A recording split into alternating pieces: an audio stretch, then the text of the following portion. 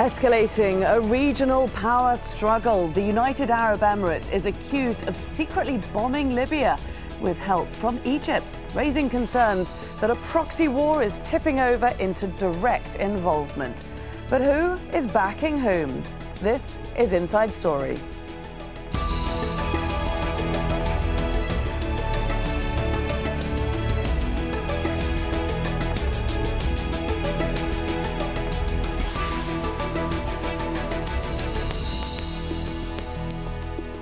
Hello and welcome to the programme. I'm Laura Kyle.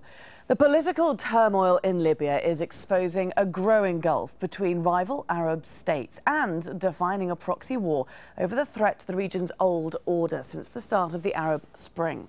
Now, the United Arab Emirates is accused of carrying out air raids on militias in Libya with support from Egypt and said to have caught the US completely by surprise. Now, the UAE has dismissed as a diversion these claims of airstrikes, whilst Egypt's President Abdel Fattah al-Sisi says there was no involvement of Egyptian aircraft. The Arab uprising and the events that followed upset the established state system in the Arab world. And their alliances in this region are never easy to pin down. Broadly speaking, we have two political blocs emerging. On the one side is Saudi Arabia, the UAE and Egypt. These are countries that have tried to contain or eradicate political Islam. And on the other side is Qatar and Turkey, two countries seen as sympathetic towards political Islam. Well, just hours before news broke implicating the UAE and Egypt in airstrikes on Tripoli, regional leaders had been meeting in Cairo to discuss Libya. Egypt's foreign minister says he and other leaders agreed not to intervene in the country. Egypt has put forward an initiative which the ministers have analysed and accepted as a complete plan that will restore security and stability in Libya. This initiative is based on a few principles.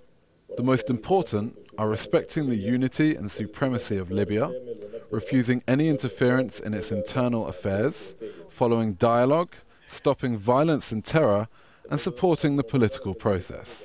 Let's get the thoughts now of our guests on this Inside Story. In London, we have Julien Barnes-Dacey, Senior Policy Fellow in the European Council on Foreign Relations, Middle East and North Africa programme. Joining us from Beirut is Rami Khouri, Director of the Issam Fares Institute for Public Policy and International Affairs at the American University of Beirut. And in Dubai, we have Ali Khedery, CEO of the strategic consultancy Dragoman Partners and former specialist assistant to 5 US ambassadors in Iraq. Thank you, gentlemen, all of you, for being here today with us. Ali Khedery, if I could start with you, why would Abu Dhabi, with the help of Egypt, strike inside Libya, a country that's over 4,000 kilometres away? Well, I think first it's important, before we speculate about their intentions, to ensure that we have the facts. Thus far, as you mentioned in your lead-in piece, Egypt and Abu Dhabi have both denied involvement in this attack. But if it is ultimately proven to be correct per American intelligence sources, what's really happening is a broader regional situation that is really becoming out of control. We've seen proxy wars in Iraq right now raging for 11 years. We have a proxy war in Syria, another one in Yemen, and in Libya, after the fall of the Gaddafi regime, what you really have is a series of different militias, some of them Islamist, some more secular, battling for control of the country, and we're really seeing Libya shatter into 2 or 3 different states. It is in Egypt, Saudi Arabia, and the UAE's interest to ensure that a more secular group of leaders emerges in Libya to oppose, for example, Muslim Brotherhood-backed militias that could end up taking control of North Africa. And that would be a serious problem, particularly for Egypt and its sponsors in Riyadh and Abu Dhabi. Julien Barnes-Dacey in London, what extent do you think Abu Dhabi and Egypt are involved in Libya? We've heard about these 2 airstrikes, but we've also heard about special teams on the ground that have been operating possibly for quite a few months now. Hi, yes, it's true that there are these rumours of ongoing involvement, particularly in the east of the country. It is all speculation at the moment. The facts are murky and it's hard to say, but clearly, as per the struggles going on elsewhere in the region, the Egyptians, the UAE, and perhaps the Saudis have decided that they need to get involved in Libya to prevent the rise of a Muslim Brotherhood affiliated government or tribes which are seizing power, which would then pose, as they see it, a direct threat to them in terms of strengthening a political order which is anti-status quo. Rami Khouri, what do you make of the murkiness of this situation? I mean, it is, I believe, and correct me if I'm wrong, the first time in recent years we've seen direct involvement, direct airstrikes, without it gaining broader approval from the international community. Well, I think this is a continuation of a trend that we started to see in the GCC, the Gulf Cooperation Council countries, at the beginning of the Arab uprisings, when suddenly we saw the GCC countries, led by the Saudis, reacting to what seemed to be the slow, if not withdrawal, at least repositioning of the major global powers in the region, particularly the U.S. getting out of Iraq and Afghanistan and not getting involved in too many other places. So the Gulf countries started being involved. They sent troops to Bahrain. They sent aid. They sent weapons and aid to the Syrian rebels. They helped different groups in Lebanon and Yemen. The UAE was involved somehow militarily in the overthrow of Gaddafi in Libya in 2011. So this has been going on for about 3.5 years, and clearly what you're seeing is a kind of panic among some of the Gulf countries and others who are desperate to stop the growth of Islamist-led groups and Islamist militias all over the region, whether they're winning by democratic means like elections in Egypt or through military fighting and militias on the ground. The problem that many people in the region have is that Egypt, the UAE, and Saudi Arabia are not a very comforting harbinger of political orders in the future. In fact, it's those kind of conservative military regimes that people have been rising up against in the last 3.5 years. So this augurs pretty bad for the whole region, meaning more tension, more wars, and more fighting. But what you have is the dynamism coming out of the GCC, which is quite impressive. Yeah, and we certainly will return to look at the regional implications of this struggle. I'm still just trying to get my head around a little bit this denial. I'm struggling to see why, particularly Ali Khedery, we're seeing such a denial coming out of Abu Dhabi, coming out of Egypt. I mean, it's almost farcical, isn't it? They had this sort of this regional meeting in Cairo where the Egyptian foreign minister said that the region refuses any interference in Libya's internal affairs. And then just a few hours later, we hear about these airstrikes, which, of course, were implicated to be exactly that, regional interference. Well, again, it's important before we speculate on what may have happened for the facts to actually come out, and I think it's probably too early to tell with regards to these specific incidents, but we'll know soon enough. The reality is that this is a game that sovereign actors, nations play all the time. Iran, for example, has backed various entities, let's say in Iraq, for decades. So has the United States, so has the Soviet Union and Russia, the Chinese, etc. With regards to Libya specifically, again, as your other guests have said, the GCC countries believe they now face an existential threat in the rise of these Islamist militias and other Islamist groups, particularly after the Arab Spring. They see an American vacuum under President Obama as he pivots toward Asia or just generally ignores events across the region. And so they feel that they have to fill that vacuum, both vis-a-vis existential threats like Iran, but also vis-a-vis Al-Qaeda, ISIS, or the militias, for example, in North Africa, which are sometimes broadly aligned with Al-Qaeda, as we saw with the assassination of Ambassador Chris Stevens on September 11, 2012. So, Ali, who else might possibly have done it? If we are keeping an open mind at this stage, who would be responsible for these airstrikes? Well, again, some groups have said, I believe the Libyan commanders themselves, some of them have said that they carried them out. Obviously, the rivals have said that it must have been a foreign government. I know for a fact that various Western governments have had special forces deployed in Libya for some years now, since the fall of Mubarak. So it's very, very difficult to establish what's happening in a huge country. Libya is a very large country with multiple actors from its neighbors involved across the nation. And again, the situation is very dynamic on the ground. There are probably at least a dozen foreign actors who have vested interests playing out across Libya. So the situation is very dynamic, and I think it's very important not to speculate on what exactly may have happened until greater facts emerge. Okay, I'm afraid we are. Just for one more point, though, Julien, when we look at who else might have been responsible, as Ali was saying, the former General Khalifa Haftar was one name that came up. He took responsibility for them. But by the time the second airstrike came along, it was generally assumed that he didn't have the capabilities to carry out these airstrikes. So where do you think the blame's lying here? It's extremely hard to say. I mean, the fog of war in Libya at the moment is extremely confusing. And yes, there were a number of reports that a militia or a tribe had managed to seize some planes which they had wanted to use for flyby actions to merely send a sign that they had means at their disposal. But really, it's hard to say who's involved and what they're doing. Clearly, the use of air power is a serious matter. It's a step up from the tribal fighting, the militia fighting that we've seen to date. So the idea that there are state sponsors behind this is extremely plausible. Rami Khouri, let's look a little bit more about the divisions that we're seeing emerging in the region. We've got Qatar and Turkey coming on the other side of the equation. What do we know about their involvement in Libya?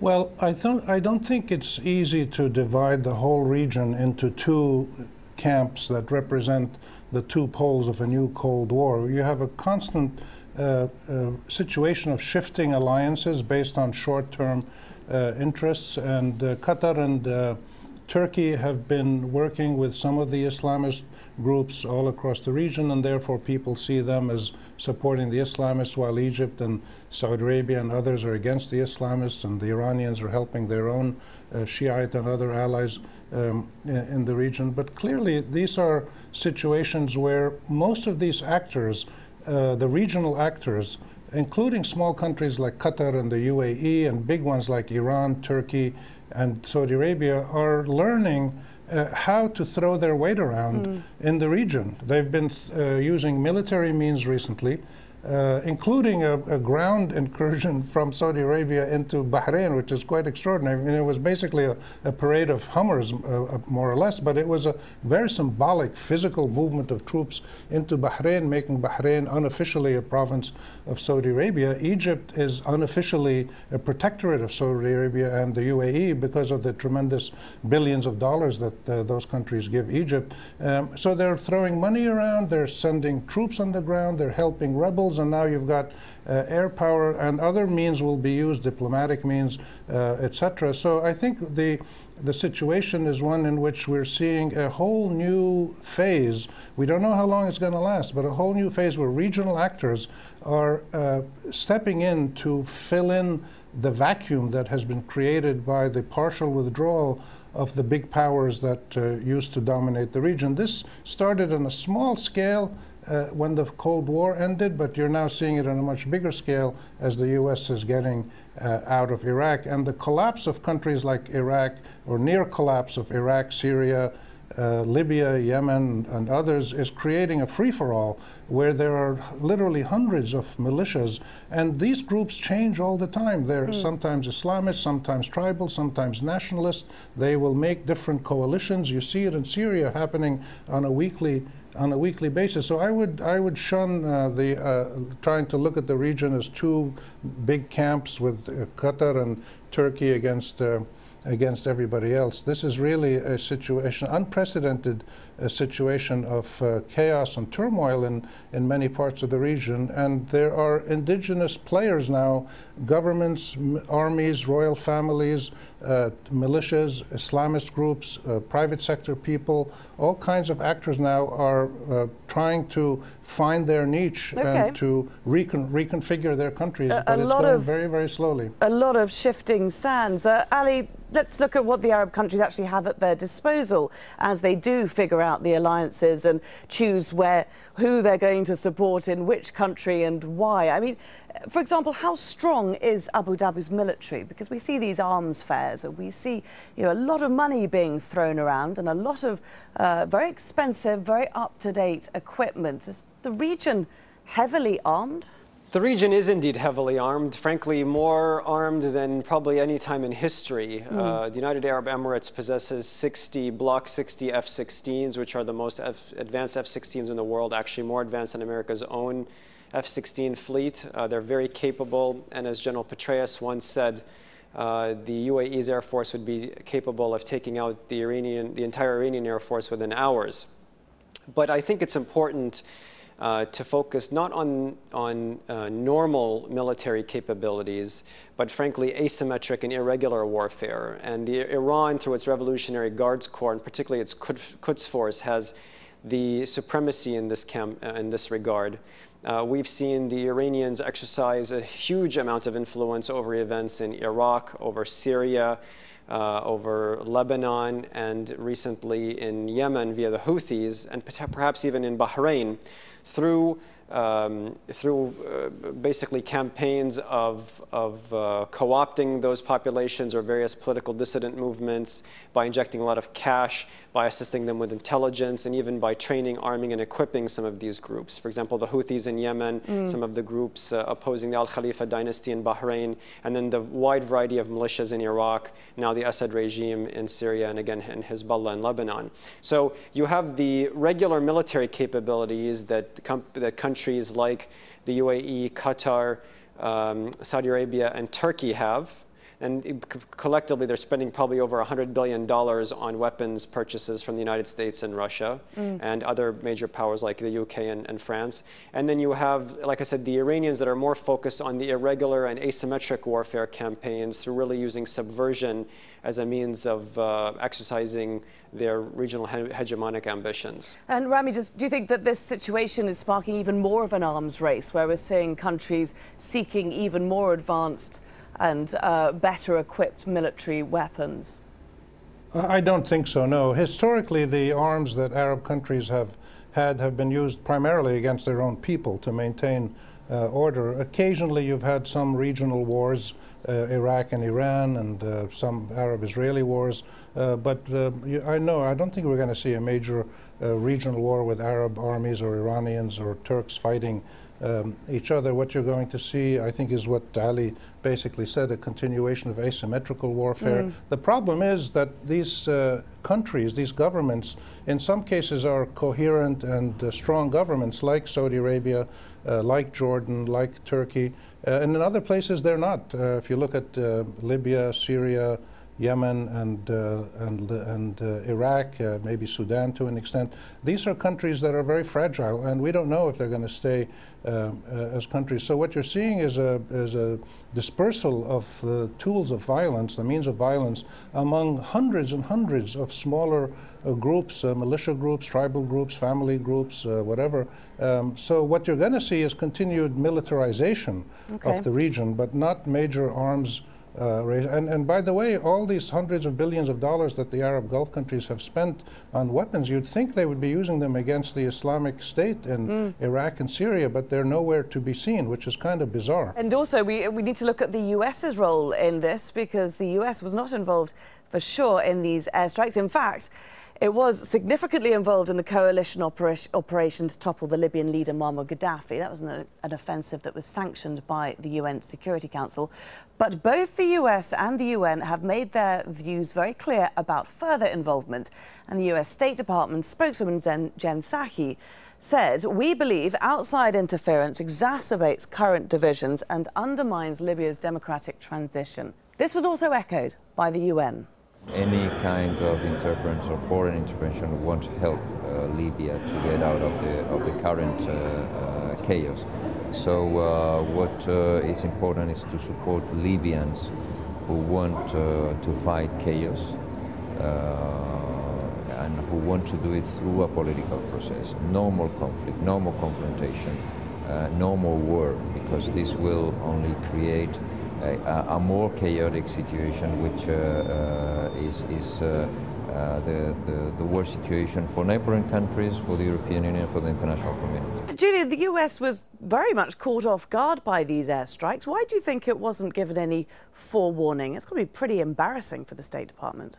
Well, I think it's debatable whether if these attacks are as they were stated, if the Americans knew or didn't know. I wouldn't be surprised if they had some knowledge in advance. But clearly, this points to the divergence of interests at play in the region today, and it's not just in Libya; it's elsewhere, where you have a group of Gulf countries who believe that through use of force, through might, that they can channel and shape political developments, impose political orders on countries like Libya or Syria to their liking. And I think the Americans have clearly said, we may agree about what we want the eventual outcome to look like, but frankly, we've been there. We've done Iraq, we've done Afghanistan. We see that the military force is just not a way of doing that. You don't achieve what you want to. The use of force is not as efficient as one would like. And they are understandably worried that actually, as in Iraq, it can exacerbate situations. So I think there's this debate and this divergence about means and ends. And really, the Arab countries still think that they can shape them in a way that the events that Americans just don't. And given the American desire to perhaps stand at a greater distance away from these events, clearly these Arab states are stepping up more and more. They believe that they can assert their will more forcefully by their own means. It remains to be seen where that will lead. I think in other countries, whether it be in Syria or elsewhere in the region, we've seen Arab countries step up, and they haven't been able to deliver what they intended, what they promised, and really actually the situation of conflict has intensified as a direct result of this foreign intervention. Ali, is it a good thing that the US steps back from the Arab region, or is it concerning that perhaps it may have lost its footing here?